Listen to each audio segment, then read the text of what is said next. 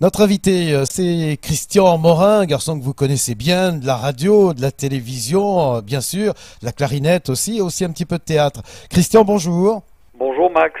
Très heureux de vous avoir. Merci. Bon, la première question, comment ça va? Ça va bien?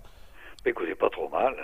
Je dois dire que en ce moment, les occupations me mettent de bonne humeur. Tant mieux, tant mieux. Alors, je parlais de radio, de télévision. La télévision, bien sûr, c'est presque un souvenir maintenant. Hein. C'était la roue de la fortune. Oh, ben la première. page est tournée, oui, complètement. Enfin, Oui. je réapparais quelquefois dans des séries télé quand il y a des tournages, mais autrement, la télévision en tant que telle que j'ai pu la pratiquer pendant 20 ans, c'est mis de côté, quoi. Je suis passé à autre chose. Vous auriez aimé faire la nouvelle version de la roue de la fortune aux côtés de Mademoiselle On pose souvent la question. Non, mais de toute façon, vous savez, le produit reste un bon produit en tant que tel dans la catégorie des jeux.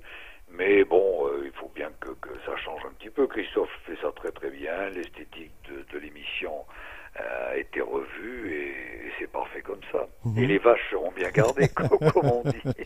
Bon, en tout cas, Non, tout va bien. c'est une brillante carrière qui a démarré, ma foi, depuis quelques années à la radio, sur un poste célèbre parisien.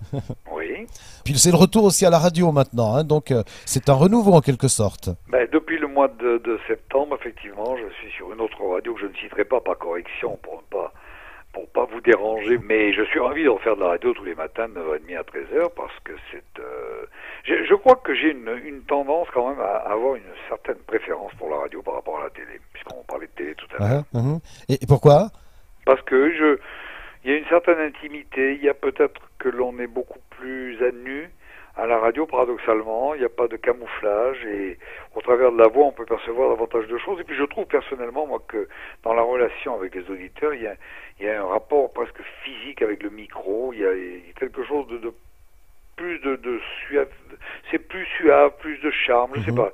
Je préfère. Et puis j'ai toujours comparé la radio au conservatoire de la télévision. C'est-à-dire que c'est un petit peu, on fait ses gammes à la radio pour apprendre à faire de la télévision, mais c'est la base, c'est la base de tout, c'est le fondamental, comme on dit aujourd'hui. Et puis il n'y a pas besoin de mettre un nom, on reconnaît la voix, votre voix, Christian. Ah ben ça c'est un coup de chance, après c'est le bon Dieu qui décide de tout cela, parce que, vous savez, au début, puis ma voix personnellement ne plaît pas forcément à tout le monde, ça c'est regardez les problèmes que certains chanteurs ont pu connaître dans leur début de carrière, je pense. Aznavour, Charles Aznavour, qui a été abondamment critiqué, et regardez la carrière extraordinaire de cet homme, qui est un homme merveilleux.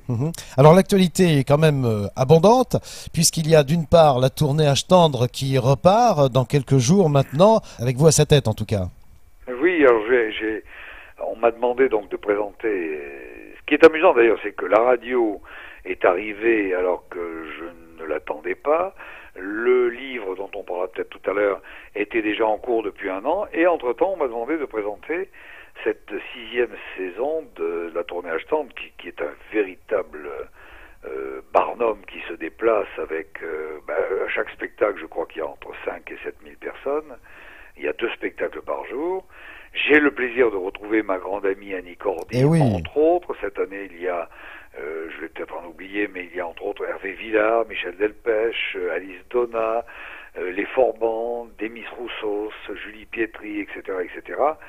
Et je pense qu'on va passer de délicieux moments. Donc on commence cette tournée le 5 mars à Chalon-sur-Saône.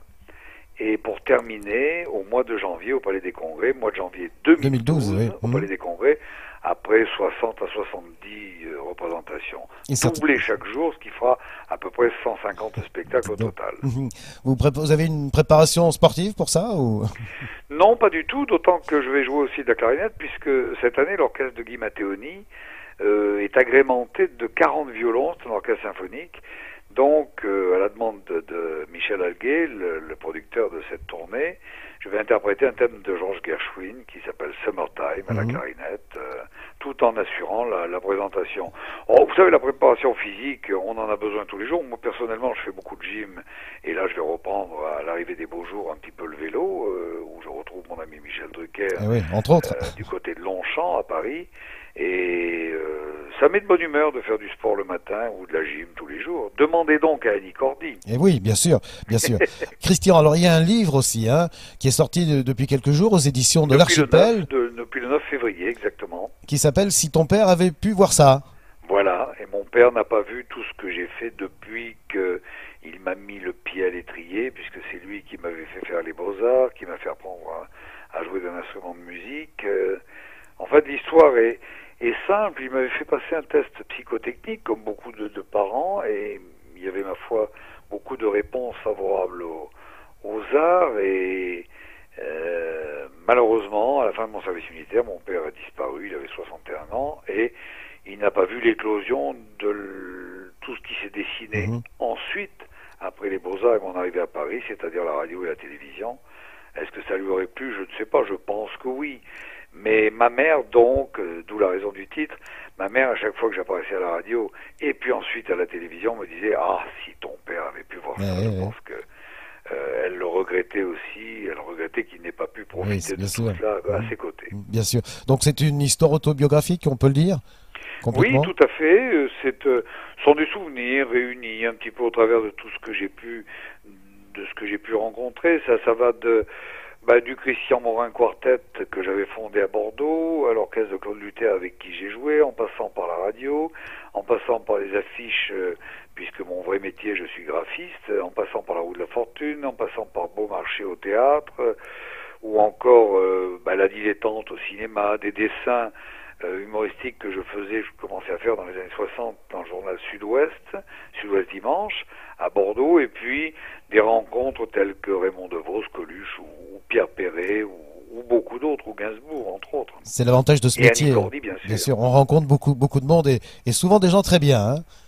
Oui, parce que je reviens, je parle d'Annie volontiers, parce qu'Annie en 83 m'avait proposé de participer à une comédie musicale, Envoyer la musique, qu'elle jouait au théâtre Saint-Martin, et je devais y rester que 15 jours, et je dois dire que au-delà de notre amitié, je suis resté pendant 3 mois, alors que me couchant à 1h du matin, je me relevais à 6h30 car j'assumais les matinales à ce moment-là à la radio, et c'est comme ça que de fil en aiguille, nous sommes devenus et restés très amis avec Annie, puisque en 2007, il y a 4 ans, nous sommes partis en tournée théâtrale cette fois, parce que est-il besoin de rappeler qu'Annie est une très très grande comédienne. Bien sûr, oui. On la salue, on l'embrasse d'ailleurs. Voilà. Mais je l'embrasse aussi si elle nous écoute. Puis on sera également au rendez-vous de ce livre aux éditions de l'Archipel, si mon père avait pu voir ça. Christian, merci beaucoup d'avoir partagé ces quelques minutes avec nous. Merci à vous, Max, et puis bonne journée. Merci, de même. Et ne vous couchez pas trop tard. D'accord, c'est un bon conseil. Merci Christian Morin, à très bientôt. À bientôt. Bonne fin de journée, Max. Au revoir. Au revoir.